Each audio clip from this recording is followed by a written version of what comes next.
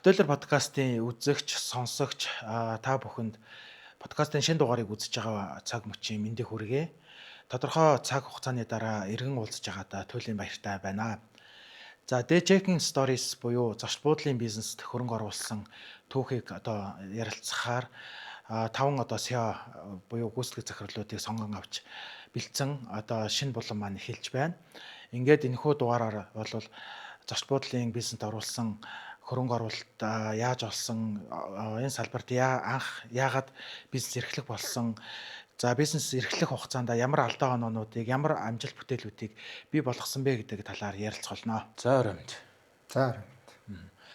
Хөтөлбөр подкастын үзэг сонсогчдод та өөрийгөө танилцуулаад яриа эхэллээ. Намада бүтээх хөтөлийн хамтран үүсгэн байгуулагч гүйцэтгэх захирал Батбаяр байна.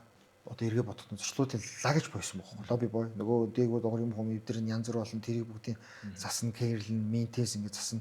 Тэгээд тэгж явж байхдаа би чи нөгөө ингээд яг тэр нэг бүх тэр нэг ментес асуудалтай толгосоор гад. Энийг суурь шийдэж болтгүй бах та. Энэ ингээд юм эвдэрдгүй гой бодлож болтгүй бах та гэдэг. Тэгээд тэрнээс болоод нөгөө энэ барилгын ураагаа шинээр өөр бодол барина гэдэг тийм бодол өвөртөлцсөн. За тэгээд явж байгаад нөгөө их сургуульд ороод их сургуулаа төгсөөд Азийн хөгжлийн банкнд ажиллаад тэгж байгаа нь хуваараа бас нэг 7-8 бизнес хийсэн юм а. Тэг хөрөнгө оруулалт аваад технологийн бизнес нэлээ хийх гэж оролдоод фейлдээ дампуураад явж байгаад тэгээ нөгөө Сингапуроос хөрөнгө оруулалт авъя гэдэг бодол төрөөд тэгээд ерөнхийдөө 2015, 16, 17 онд 3 жил Сингапур руу явж хөрөнгө оруулалт хөцөлдөж явсараад ерөнхийдөө хөрөнгө оруулалт маань бүтээд 800 мянган долларын хөрөнгө оруулалт. За тэгээд давхар бид нар нөгөө нэг гэр бүлийнхэн одоо би чи машин тэрэг мэрэгдэргээд манай ихч одоо өөрөө хувьяасан мөнгө төрөөд бүх гэр бүлээр оол нисэн. Та оолныг алдаж болохгүй. Тэгээд алдаж болохгүйгээд ингээ хийгээд яг тэр нөгөө барилгыг бүх юм суурьас нэг зүв барьж гисэн.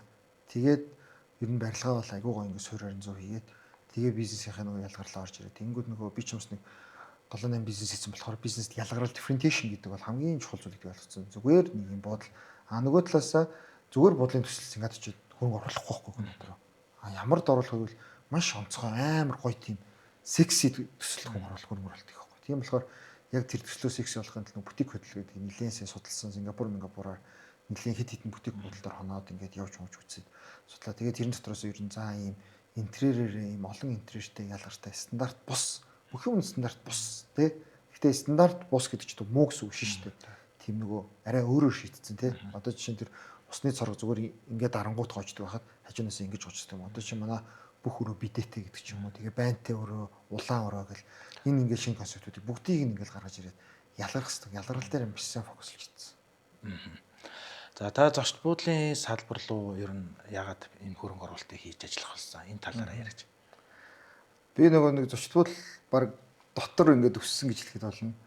Манайх чинь намайг 14-тэй жахад манай аав ээж нөгөө модны эрт одоо яг намайг бүтээх хөтөлийн суурин дээр анх яг модны эрийн барилга барьчихсан. Анхны барилга тэр нөгөө нэг Морос усны одоо бие даасан барилга объект гэх юм уу. Тэгээ ерөөхдөө тэр барилга ер нь аав нэг тийм шатрын сургууль барина гэж одоо байгуулж ирсэн. Тэгээ шатрын сургууль байгуулж байгаа сүүл тийм өрөөнөдтэй нөгөө шатрын сургууль нэгсээ явахгүй өрөөнөд буудлан хүмүүс суудсан. Тэгээ ер нь тэр маань зочдууд л болж өссөн.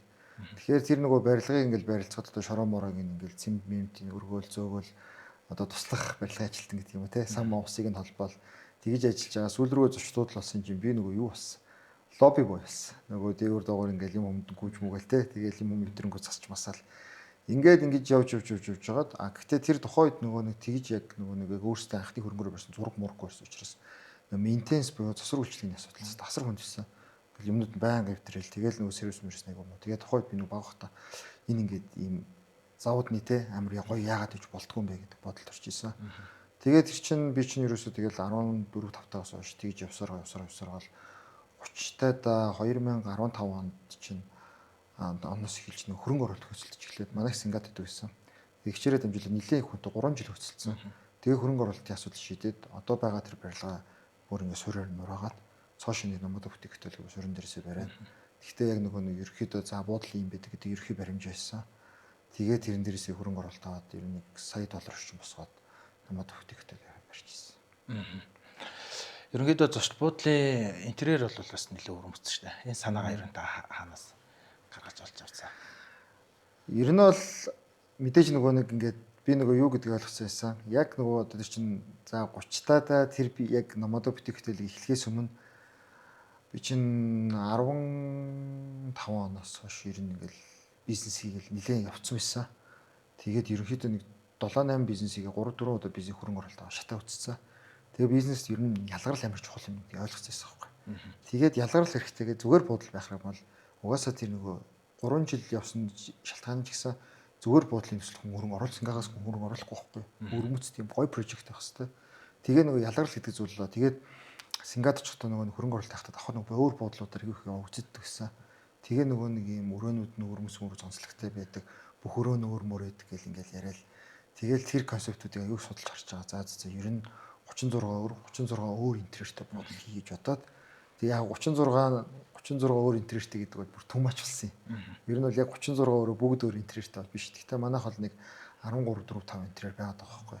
Тэгээд яг тэр ялгарлаараа ер нь ингээд цоошин дараагийн шатны үйлчлэгээ оруулж ирэх хэрэгтэй юм байна гэд бодоод одоо ер нь бол дэлхийд дээр чинь яаж байгаа шүү дээ. Зүгээр за эхлээд жирийн хотел гэж яддаг гэсэн тийм бодол гэж яддаг гэсэн. Тэнгүүт франчайзууд орж ирсэн те. Нөгөө дэлхийн франчайзууд том одоо Holiday Inn, Armada тий. Тэнгүүт тэрний дараагийн шат нь уул нөгөө бутик хотел байх хэрэгтэй байхгүй. Тэгээд бутик хотелийн дараагийнх нь одоо Longevity гэдэг ч юм уу тийг гарааш явцсан. Тэнгүүт тэр дараагийн шатны тэр бутик хотел гэдэг тэр соёлыг л бүтээгчл оролцсон. Одоо таны баримталж байгаа үйлчлэгээний ер нь философи юу вэ? За үйлчлэгээний философи бол ер нь бол нөгөө нэг customer experience тэр experience. Тэгээ тэр experience-ийг л амар гоё буулгаж ирдэг болох хэрэгтэй юм билээ Монголд яриа. Тэнгүүд одоо манайхтай төстэй юм бол Iceland ер нь жоохон тийм уур амьсгал цагаар төстэй заяа. Тэр нь ингээд юм жижигэн юм ингээд ресортууд хийцсэн. Амар гоё experience өгөөддөг. Тэнгүүд бид нар одоо ингээд энэ солонгостойгоо франчайзуудыг аюул сүлээд ингээд оруулж ирээд байгаа. Тэр чинь ингээд нөгөө солонгост байгаа юм дэмжиг л өгöd байгаа байхгүй. Уул нь яг тэр нөгөө бид нар одоо энэ монголчууд ингээд яг нэг юм өөрсдийн юм онцлог бүхий юм experience-ийг бүтээж чадах юм бол одоо энэ солонгос хитмэтээс яг тэр Монгол тэр experience-ийг авах гэж зорж ирэх хэрэгтэй. Тэнгүү тэр ялгарлсан experience нь юу юм бэ гэх ингээд бодоод үзэхээр одоо жишээ нь хоол мал нэмэр махтай байдаг шүү дээ. Тэгээд мах нь ингээд надад бол ингээд юм одоо ингээд Австралийн Angus beef гэдэг идэж үзлээ. Тэгсэн тэр бол нэг тийм бүр ингээд за зөвлөн гоё үйт гоё. Гэхдээ яг Монгол мах шиг органик хүч чадахгүй байхгүй. Тийм ч юм уу юм органик бүтээгдэхүүнээрээ ялгарл өөр ямар experience тийм experience-ийг одоо ер нь бүтээх ёстой гэдэг тийм юмыг бодцсон. Буудалтай ер нь жоохон тэр ялгарлуудыг суулгаж өгөх л явж байгаа. За өнгөрсөн хугацаанд та зочд буудлын салбарт одоо ажиллах хугацаанд одоо хамгийн том авсан сургамж юу вэ? Ерөнхийдөө бол 3 асуудал ингээд бүх одоо буудлын сортуудтай гарч байгаа би бол итгэлтэй. Тэр нь бол нэгт maintenance, хоёрт хүний нөөц, гурав дахь customer experience. Тэгээ ер нь бол энэ дондоос хүний нөөцийн эргэц амар их. Тэнгүү тэр нөгөө тухайн үед нөгөө одоо буудлын салбарт энэ ресторан алтгоо за тэгээд энэ reception lobby ийм юм дээр ажиллаж байгаа хүмүүс болохоор нөгөө үргэлж лобби боёор ажиллана ч юм уу гэж боддгоо. Тэгэл тэр төр хугацаанд ажиллаж байгаа л би гараа авчин гэж боддог. Тэгээд тэгвэл хүний нөөцийн эргэц юм амар юм их байдаг. Тэгээ нөгөө хүний нөөцийн эргэц их бодохоор нөгөө нэг жоох ингээд сургаал сургалт мургалт аваад докторжуулал мэдлэг нь айтайхан болж чаад тэгэл гараа авчихдээ. Тэгэл дараагийн орж ирэл. Тэнгүү чи манайх ч одоо яг намада бүтээгдэхүүн ажиллаа одоо энэ жилд 8 сар 7 жил байгаа юм. Тэнгүү 7 жил ажиллахад 43 ажилтнтай манайх. Тэнгүүд 7 жил хугацаанд 600 хүнтэй ингэж ажилласан байхгүй. 600 хүн орж ирэл янз бүрийн юм яриад ингээл эргээл ямар хүмүүс чинь гарлаа бирлээ ингээл тэглээл 1 сар ажиллачаал 7 хоног чи би боллоо ингээл тэглээл. Анхандаа амар шок ордог байсан. Тэгээ сүүл рүүгээ ингээд явцын дунд ойлгож эхлэв. Тэр урсгалтай болоод тасан зогсож эхлээд ингээд одоо ер нь бол хүний нөөц ингээд тогтоон барих талаас шийтгэрлээд ингээд явж байгаа. Тэгэхээр ер нь хамгийн том сургамж нь бол одоо тэр хүний нөөцтэй ажил сурах явдал юм уу? Танай байгууллага ажилтнуудын эргэц ер нь хэд хувьтай? За ер нь бол 30-аас 40% байгаа шүү. Тэг ер нь өндөр 5% дээр барих хэрэгтэй шүү дээ. Тэгтээ барьж чадахгүй тэгэл өндөртүүл. Түрүүн таны яран дээр бас дурддажсэн. Бид нар ажилтнуудаа нөгөө тогтоох тал дээр бас нэлээ хөшөөрөг бодлогод хийж гисэн. Энэ талаараа дэлгэрүүлж нэг яриач өгөөч. Тийм, ер нь бол нэлээ их менежментийн айгүй их юмуд нэвтрүүлсэн. Ингээд туршилт хийгээд байгаа. Тэг ер нь бол яг цалин дээрээ бол бий дүнлээ. Цалин чинь өөрөө нөгөө нэг ажлаас гарч байгаа дөрөвдөг шалтгаан байдаг байхгүй. Нэгтгэн болохоор шууд удирдлага буюу тэр нөгөө менежер тэр хүн хоёрын хоорондын нөгөө ажилтны хоёрын хооронд харилцаа. Тэрнээс болж хамгийн их л гардаг. Тэгэхээр нөгөө хүний орж ирэхэд хамгийн гоё ингээд харилцаад ингээд явах айгүй чухал. За ажилтнуудаа сургах тал дээр ер нь ямар бодлого гарч байна? За ер нь бол эхлээд бол нөгөө хүн их гараад хахаар сургаа дими гэж боддог байлаа.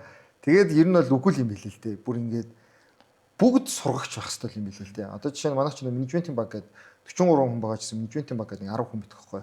Тэнгүү тэр 10 хүнд би өөрөө нөгөө баян ингээл 7 хоног уралдаал ингээд сургалт ороод ингэх ёстой, тэгэх ёстой, ингэх ёстой гэж та тэр нөгөө нэг гаран гартлан сургах хэрэгтэй юм билээ л дээ. Тэрийг бүр явуулна. Тэгээд нөгөө эргээд тэр 10 хүндээ амар сайн сургаа. Тэр 10 хүн маань дараа нөгөө 33 хүндээ дахиад сургах. Гэхдээ данган зөөрөө сурагчдаа сургаж болохгүй. Гаднаас сургалт аваад, дотоодоос сургалт аваад зогсолтгүй сургах хэрэгтэй юм бэл. Тэгжээч нөгөө нэг customer experience гэдэг зүйл өөрөө гоё төгсөж ирэх юм бэл. За танаа зочд буудлын үйл ажиллагаан дээр одоо нэвтэрсэн шинэлэг инновац технологиуд юу? За манайх бол ер нь бол нөгөө нэг яг одоо Монголын бүр яг бүх буудлын дээр нөгөө захирал нь өөрөө нөгөө бодлол нэвкэлцдэг. Тэгээд яг нөгөө бүх шийдвэр нөгөө захирал дээр очиод ингээд гацаад ингээд хүлээгдээд ингээд. Тэгээд ихээр нөгөө хитрхи шийдвэр захирал ангаараа гараад ихээр нөгөө ядаргаанд ороод ингээд тэр хөнгөөр ажиллах боломжтой болоод тийм болж эхэлдэг. Тэгээд тэрнээс гарахын тулд одоо нөгөө ботлник арилгахын тулд системжүүлж эхэлж байгаа. Бүх юмаа системжүүлж байгаа.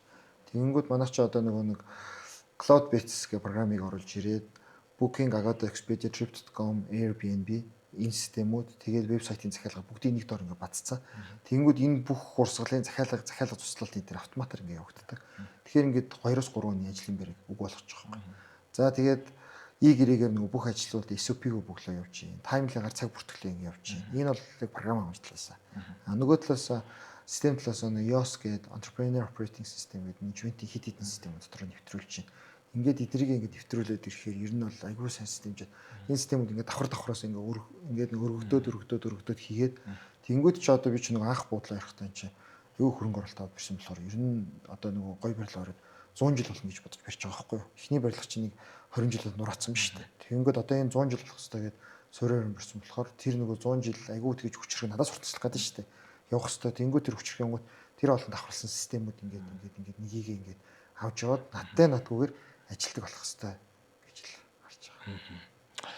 Зочд буудлын салбарт анх орж ирэхдээ үүсгэсэн хүлээлт өнөөдрийн хүлээлт одоо үр дүн хоёр тохирсон гэж үзэж байна. Нийцсэн хоёр нь. Анх нөгөө хөрөнгө оруулалт даавал ингээл хөөцөлтөл ингээл яваал гэж яах чинь нөгөө хөрөнгө оруулалтаа л авчих юм бол болчих юмсан нэгдэл.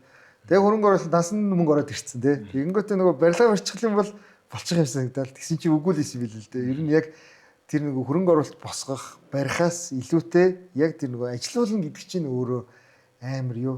Тэгэл нөгөө нэг бариад усчлцтай амар гойс гоё бахтаа тэр амар боддог байсан.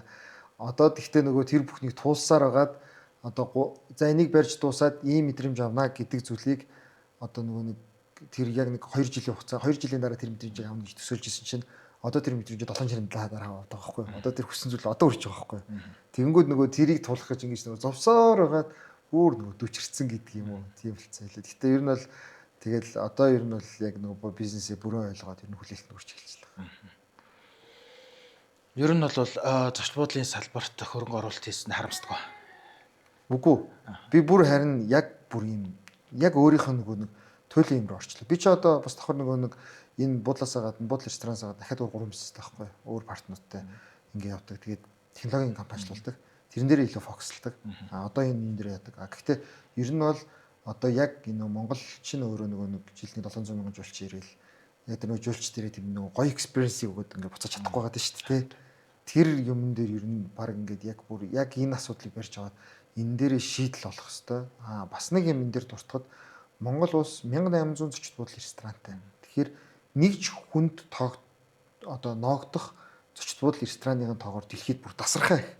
Жишээ нь Сингапурт 400 зочд буудлын байгаа байхгүй юу? Тэгсэн юм 20 сая жуулч авдаг. Манайх 1800 зочд буудлын ресорттой хэрнээ нэг 700 мянган жуулч аваад шүү дээ. Тэгэхээр энэ хоёртой хооронд харьцуулаад үзэхээр тэгэнгүүт одоо энэ 1800 юу ингээд өөрсдийн юм ялгаралтай амар гой онцлогтой юм бүгд бутик болж ирэх хэрэгтэй байна. Тэр дундаас өрсөлдөөн гараад амар гой ингээд үйлчлэгэнд гарч ирээд яг тийм дунд бид нэг ялгарлаа аягүй гой шингээж өгөх юм бол одоо тэр нэг Солонгост авч чадахгүй байгаа мэдрэмжийг одоо Монголд ирж авах гэж зорж ирдэг тий. Нэг удаа биш ингээд 3 4 дахин ирдэг тийм урсгал үүсч ирэх хэрэгтэй. Юуны сүүлийн үед бол бас ингээл нөгөө амралтын газар лож, resort, бааз, буудлага гэл энэ танзаар нэгдэж байна.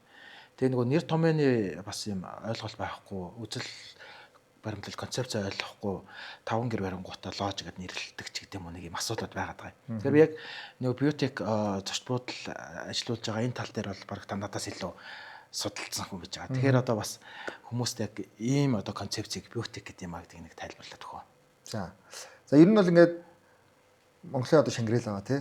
Тэгэнгүүт Сингапурт очиод, Шанхайд очиод, Нью-Йоркт очиод байгаа Шангрила яг л нэг л Шангрила байгаа байхгүй юу тий. Нэг стандартын дагуу бүгд ингээд автоматч явцсан.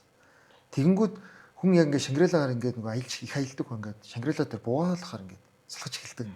Тэгэнгүүт нөгөө өөр ийм тест ажиглаж байгаа байхгүй тий. Тэр чинь нөгөө яг тэр нөгөө гад аялын төрч чинь нөгөө буудал амар нэг мангар чухал хэсэг нь тэр өрөө ямар бол юу намайг хүлээж байгаа л гэл амар хүн тогтолсон байдлаар явдаг. Нөгөө буудлын мэ болоод ирэхээр юу тэр аялын 30-40% ингээл унаалаа мяа гэл ингээл ингэждэг. Нөгөө буудал нь ингээд гоё юм сервис үйлчлэгтэй болоод ирдэг. Тэгэнгүүт тийм стандарт бус experience-ийг тэр хүнд өгөх те тэр хүний өмнө авч байгаагүй шинэлэг мэдрэмжийг өгөх гэдэг тэр нь өөрөө бутик гэдэг мөн чанар тэндээ авчиж байгаа. За түрүүн би бол нөгөө таныг зочд буудлын салбарт хөрөнгө оруулалтаа харамсдаггүй гэд асуусан. Шалтгаан нь бол сүүлийн үед энэ салбар руу хөрөнгө оруулалт хийчихэд бизнесийн модельийг ойлгохгүй байгаа захирлууд эцэдүүд нэлээд байгаа байхгүй юу. Одоо жил 2 жил үйлчлэгээ явуулсан ч гэсэн ойлгохгүй. Одоо баг ямар салбар руу би хөрөнгө оруулалт хийчихвэ гэд харамсаад байгаа юм. Тэгэхээр энэ хүмүүст одоо нэг өөрийнхөө бизнесийн модельийг ойлгохгүй байгаа, арга барилаа ингээд олж авч чадахгүй байгаа. Одоо эцэдүүдэд захирлуудад одоо та бас юу гэж зөвлөх үү? Тэ одоо энэ үнэхээр ашигтай доктортой бизнес мөн үү гэдгийг нэг тодтогч өгөөч. Хэрвээ богино хугацаанд цөм ашиг хийгээд явах гэж байгаа бол энэ бол биш.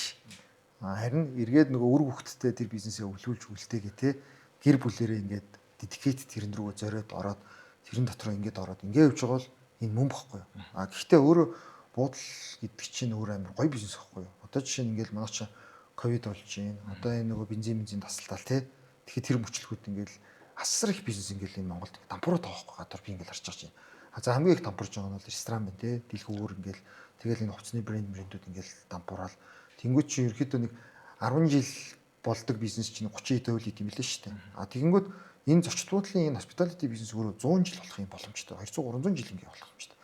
Одоо жишээ нь дэлхийн хамгийн зочд буудлын Японд байдаг. Манай эртний өмнөх хэдэн зуун жил хэлээд ингээд байсан бол 1600 700 одоо 2300 400 жил ингээд ажилтсан зочд буудлын хот байгаа байхгүй.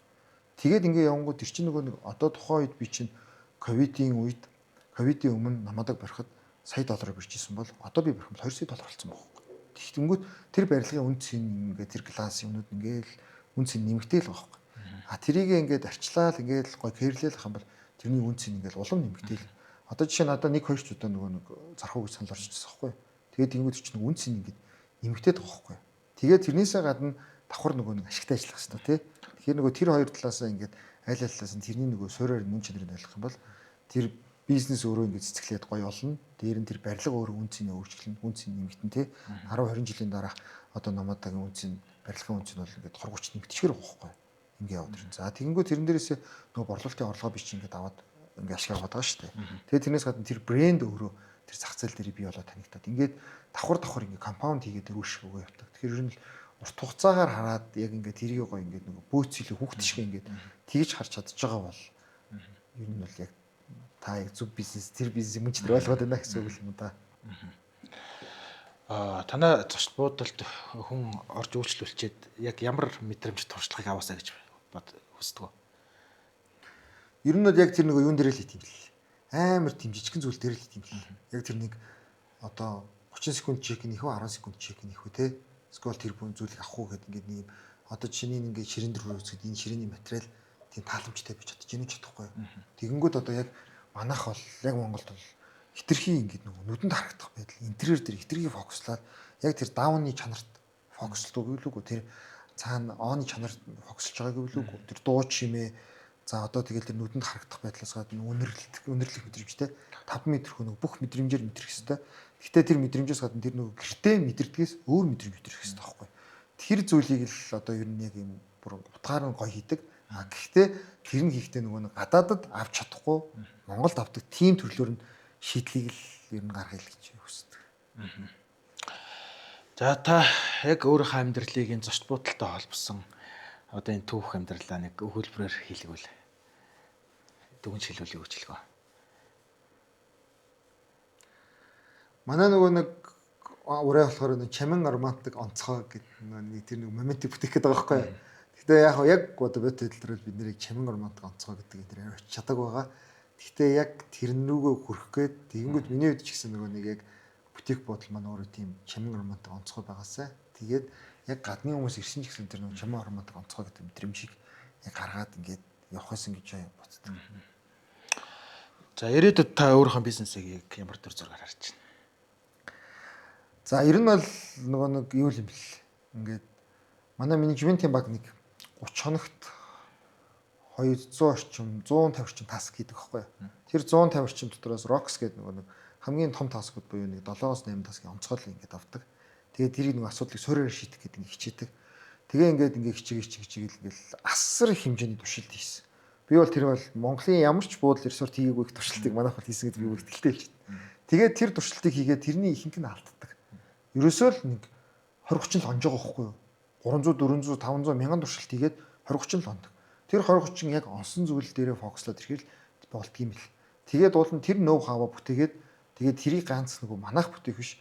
Уул нь тэр ноу хаваа одоо энэ бусад нөгөө 1800 зочдууд ресортуудаа ингэж нөгөө буцаж нөгөө 1800 зочдууд ресортын асуудыг шийдэж ингэж бодож шийддэг байхгүй манайх.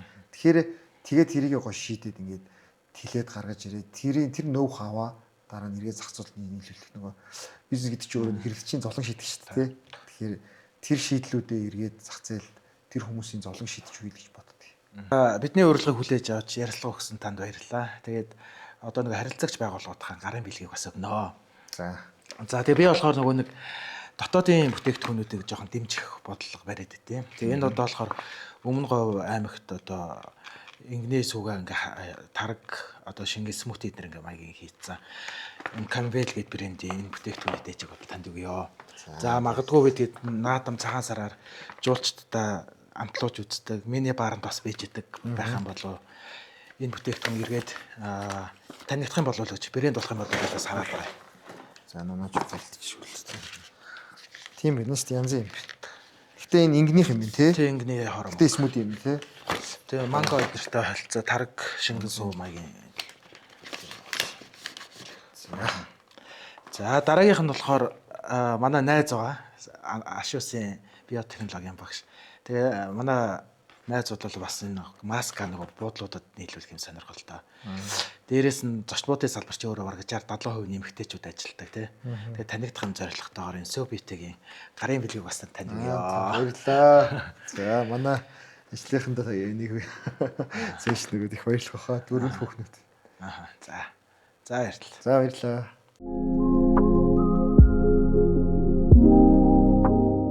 За өнөөдрийн дугаарт Намада Бьютик зочд буудлын гүйцэтгэх захирал үүсгэн байгуулагч Батбаяр оролцлоо. За захирлын ярианаас бол хэд хэдэн зүйлийг пойнтлж хэлэх нь зүйтэй байх. За нэгдүгээрт нь бол энэ Монголын зочд буудлын салбарт одоо байршуулах үйлчилгээ эрхэлж байгаа энэ үйлдвэрлэлд бол 3 том одоо асуудлууд байт юм байна. Нэгдүгээрт нь бол ажиллах хүчний эргэц бол өндөр байдаг. Тэгээ энэ маань ч одоо ихэнх байгууллагууд дээр бас харагддаг зүйлүүд. Ялангуяа одоо энэ зөөгч, зочин ухтагч гэх мэтчлийн ажлын байрууд бол ингээд мөнхийн эргэцтэй доктортой ажиллах нь баг болчиход байгаатай санал нийлж байна. За хоёр дахь хэлж байгаа гол зүйл бол засвар үйлчилгээний асуудлыг ярьж байна. Эцдүүд бол одоо захирлууд бол засвар үйлчилгээгээ нэг бол маш сайн хийдэг. Эсвэл одоо дутуу одоо хийхгүй байх ч гэдэг юм уу тий. За энэ нэргээд одоо бидний үйлчилгээний соёл одоо тэр философид бас нөлөөлт юм байна гэдгийг бол ойлгож авлаа. За гурав дахь одоо асуудлыг бол хэрэглэгчийн туршлага гэж хэлж байна. Мэдээж одоо үйлчилгээний салбар хөгжихийн хэрээр бол үйлчлүүлэгч хэрэглэгч нар бол туршлагаждаг. Тэгээ хэрэглэгч нар бол одоо улирлын болон үйлчилгээнийхээ эрэлтээс шалтгаалаад үний ялгаатай бодлогуудыг баримтлах. За бутикийн маягийн үйлчилгээ ингээд санал болгоход тэрийг ойлгохгүй байх бас юм асуудлууд гардыг байна гэж ойлгосон. За манай захирал бол өөрөө хүүхэд байхаас л зочд буудлын салбарт ажилласан. Яг энэ халуун тоогонд нь чанагдсан хүн. Тэгэд энэ салбарт бол гүн гүнзгий өөрөө дуурлаж энэ ажиллаж амьдарч байгаа юм хүн байгаад байгаа юм. За тэгээд зочд буудлын салбарыг бол богино хугацаанд их ашиг гэж харахгүйгээр тодорхой удаан хугацаанд доктортой орлого гэдэг философиг барьж ажиллаж чадах юм бол энэ бол өгөөчтэй хизээч одоо оруулсан хөрөнгө оруулалтанд харамсахааргүй ийм бизнесээ гэдгийг бол тодтогон хэлж байна.